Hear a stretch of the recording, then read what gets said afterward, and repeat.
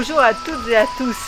Nous sommes avec Thomas qui est producteur de spiruline et qui va nous expliquer comment on produit la spiruline, qu'est-ce que c'est bien fait. Enfin, il y a plein de choses à dire sur la spiruline. Alors bonjour. Thomas, ouais, salut. La spiruline, en gros, souvent on dit que c'est une algue, une microalgue. C'est un peu faux, c'est-à-dire que c'est plutôt une cyanobactérie. C'est là depuis 3,5 milliards d'années sur notre planète et on dit qu'elle est à l'origine de l'oxygène sur Terre. La spiruline pousse à l'état naturel dans les lacs alcalins tropicaux. Et pour le coup, on est obligé de reproduire le climat sous serre. Donc là, on voit qu'il y a le bassin Peach, c'est son nom. Un peu plus loin, il y a Plot. Et à droite, c'est dans la serre, il y a ce là. Ouais, voilà, c'est là où on produit la spiruline. D'accord, donc la température est de combien? Ah, je ne sais pas exactement, mais la spiruline se met en croissance à partir de 20 degrés pour un pH de 9,5. Première étape, après, qu'est-ce qui se passe? Ça reste combien de temps dans ces bassins? Ah là, une fois qu'il y a une concentration suffisante, on va devoir récolter parce que sinon il va y avoir une asphyxie. Et voilà, donc il faut faire des récoltes quasi quotidiennes pour éviter un phénomène d'asphyxie et de fermentation.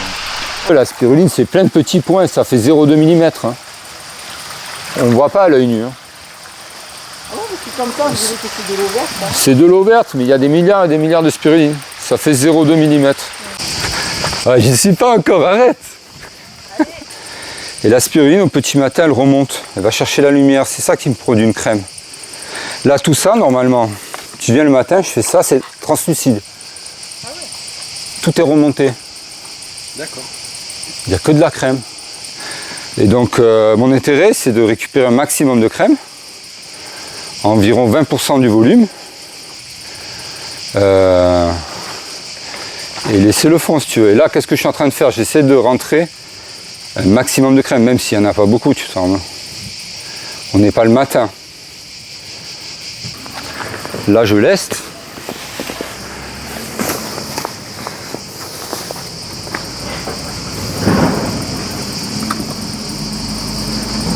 Ouais, c'est pas mal. Là, je suis en train de décrémer en fait le bassin, de prendre un maximum de spiruline qui est en surface, qui est à la lumière, pour en récupérer un maximum dans un minimum de temps, une concentration importante de spiruline. C'est joli, hein?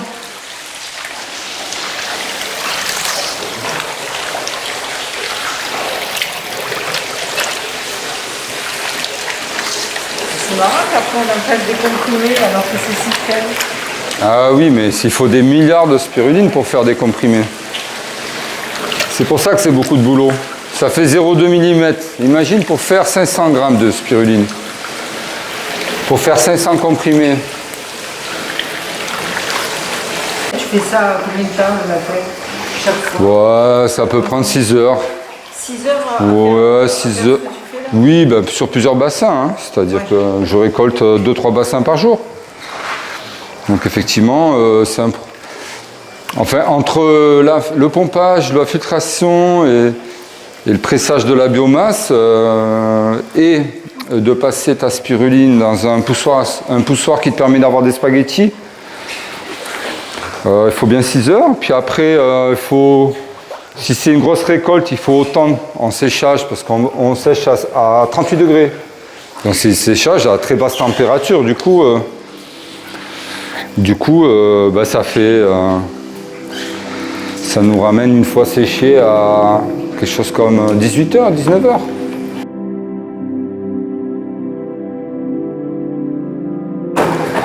Et maintenant que j'y suis, Et alors, comment tu es arrivé quand même là-dedans, puisque tu étais dans la restauration, donc toi tu n'es pas ingénieur, Non. Tu as fait des études de cuisine? Non, pas du tout, non. J'ai acheté un restaurant, j'étais pizzaiolo en saison et j'ai racheté le restaurant des patrons.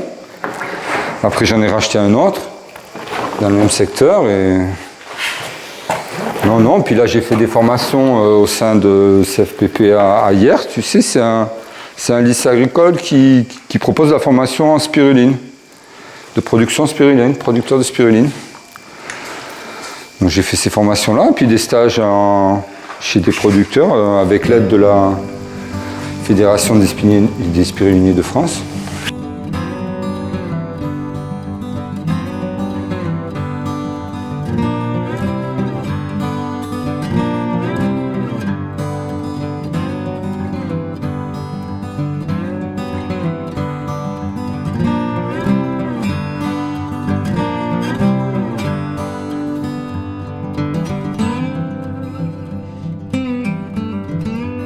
Là, le temps en général, c'est combien de temps? Si tout va bien, c'est 20 minutes. 20 minutes de pressage.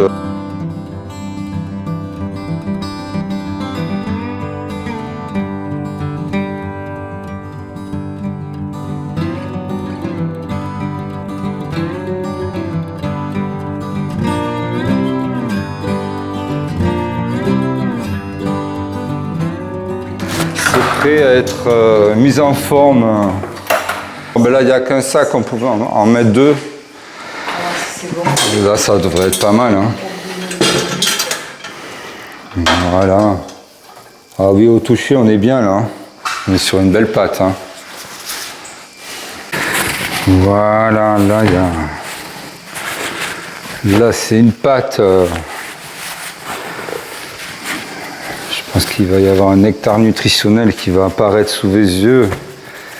Abracadabra. Et un lapin. Ah non, j'ai loupé, c'est pas un lapin. C'est une biomasse. C'est une pâte à spiruline. Ça fait un gros chewing-gum. Hein. On est passé de la danette à... La danette à... Alors ça peut être un rôti, comme les rôtis de bœuf. Hein. Il faut mettre une gousse d'ail. Voilà, donc je rentre.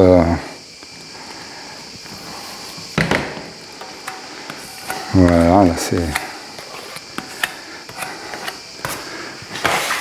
Hop. On va pas faire de perte. On va pousser ça avec un piston artisanal. Voilà. On va mettre ça sous pression. Là, c'est du nectar des... Tac.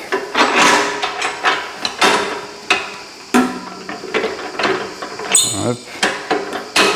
Alors ça, j'aime bien cette étape-là parce que c'est presque la fin.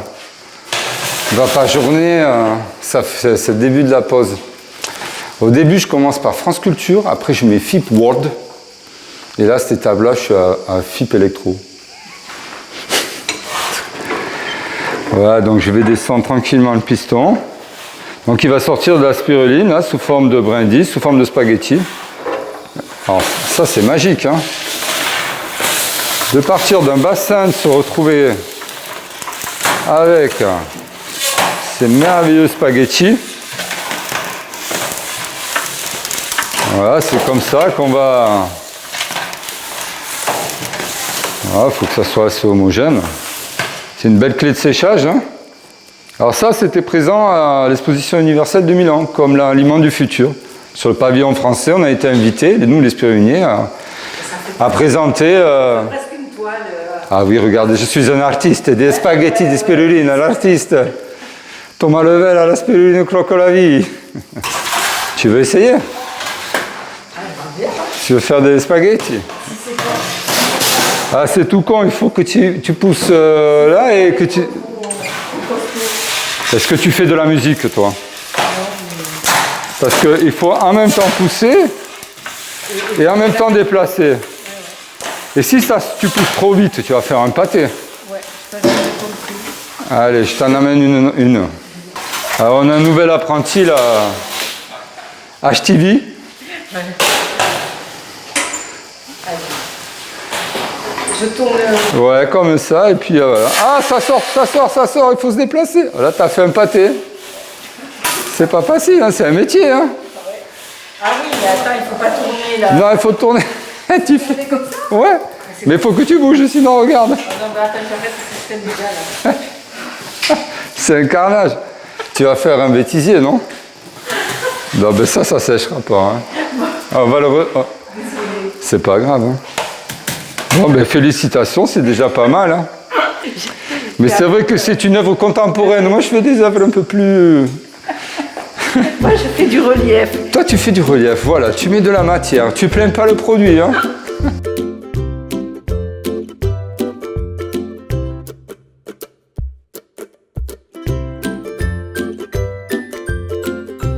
À lancer le séchoir avec un déshydratateur, hein. Normalement c'est fait pour sécher des tomates,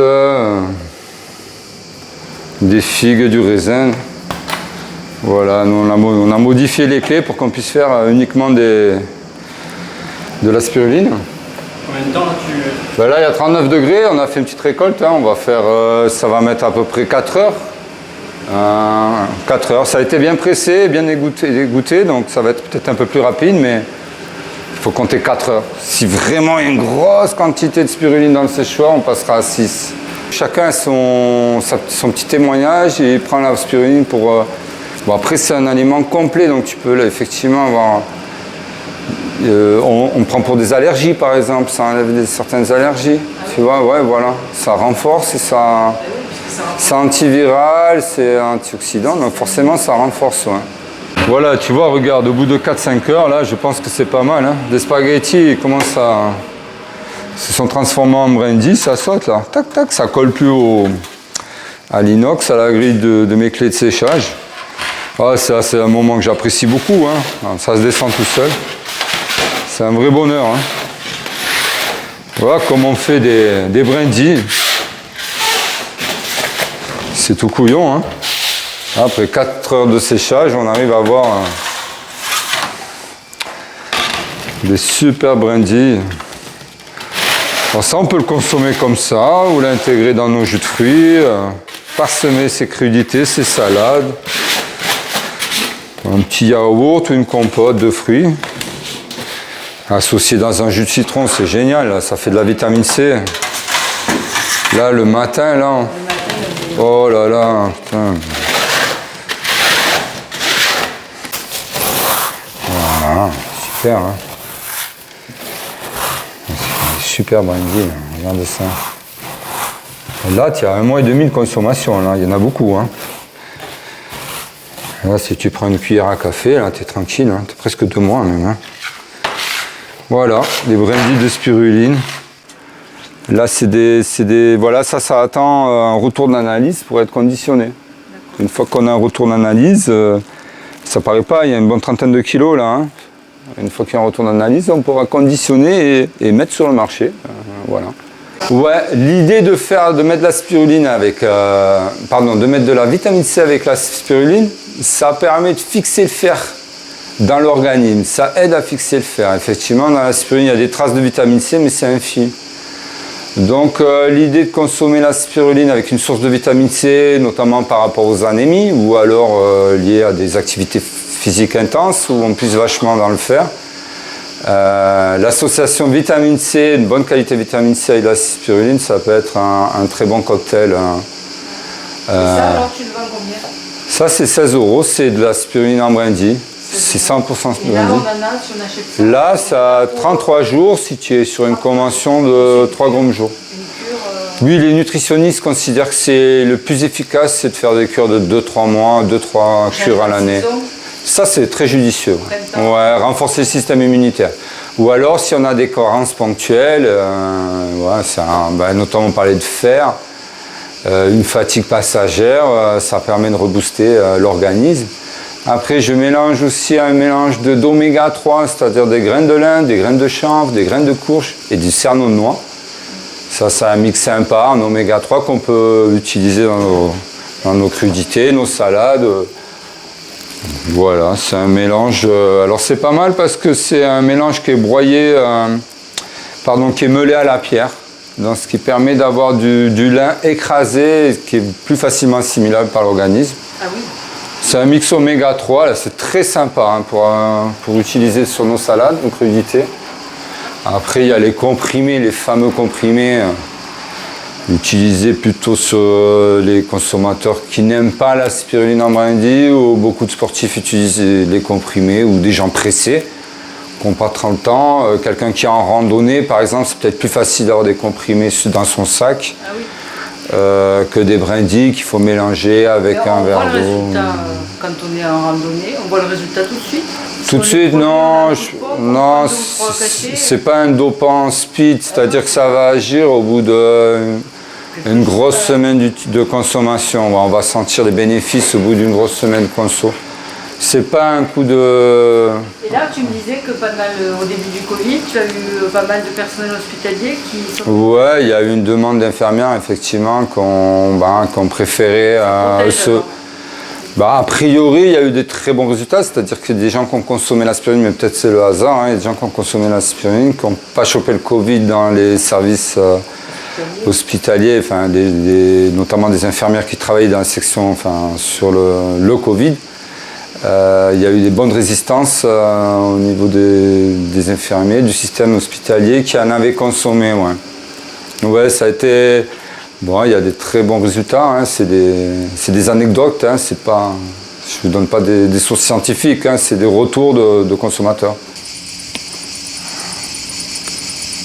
Regarde, tu vois que c'est un aliment, la spiruline, c'est pas un complément alimentaire, tu fais pas ça avec les comprimés. Là en dessous, c'est quoi? Et c'est une spina cotta. Une spina cotta avec de la mangue. Avec de la mangue, mais une spina cotta à la spiruline, tu vois bien que c'est un aspect bleuté, vert bleuté. C'est très joli. Ah, c'est très très bon aussi. Et là, qu'est-ce que tu mets? Là, c'est plus fort que l'amour, là, c'est un vrai orgasme. Regarde. Oh là, tu l'aimes ça, Chantilly? Chantilly à la spiruline. Alors tu sais que ça, c'est les brindilles qu'on a séchées ensemble. D'accord. Je sais pas si c'est celle que tu as mis sur la clé tout à l'heure. Ah mais c'est extraordinaire. Et ton caméraman, il en prend ou pas? Est-ce qu'il l'a mérité? Est-ce qu'il a mérité? Il a été très sympa, on va y en faire un. Eh ben voilà, j'ai été ravie de vous présenter Thomas et sa ferme et donc tout son protocole sur la spiruline. Et ben maintenant, je vais goûter. Bon appétit.